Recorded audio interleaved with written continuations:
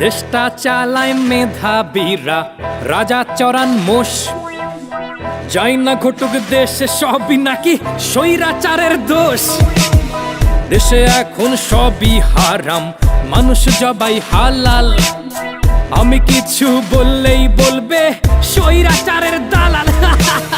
মালাউনের বাচ্চা বলো বলো বোকা ছেলে, বলছি দাদা ডিএনএ টেস্টটা করান, দেখুন যদি ইয়াহিয়ার সাথে মেলে। রাজার পক্ষে বলো ওদের পাচেটে চলো, তবে তুমি পাবে সফলতা। সাসপেন্ড হয়ে গেল তাবাসসুম মুরমি, বলতে গিয়ে মনের কথা। ভণ্ডামিটা ছাড়ুন দাদা, মানুষ তো নয় বোকা। সেন্টু মেরে জনতাকে দিয়েছিলেন ধোকা। এবার দেশে শান্তি আনুন, মানুষ যদি চায় গদি যাবে, গামছাটাও থাকবে না তো গায়ে। আজ মূলত গান নয়, দু চারটে কথা বলার জন্য আসা। প্রথমত অনেক অনেক ভালোবাসা আমার পরিবারের সকল প্রতিবাদী সদস্যদের। আপনারা প্রত্যেকেই এক একটা উল্কাপিণ্ড, এক একটা ধূমকেতু। এবার তাদের বলছি যারা আমাকে একটা দলীয় তকমা লাগিয়ে চুপ করাতে চান। দেখুন, এটা অনেক ওল্ড ফ্যাশন হয়ে গেছে যে কেউ সত্য কথা বলে প্রতিবাদ করতে আসবে তাকে একটা দলীয় ট্যাগ লাগিয়ে দেবেন যে এটা হচ্ছে এই দলের দালাল। জনতা এখন আর বোকা নেই, তারা সব বুঝে গেছে, তাদের ভূগোল পড়ানো যাবে না।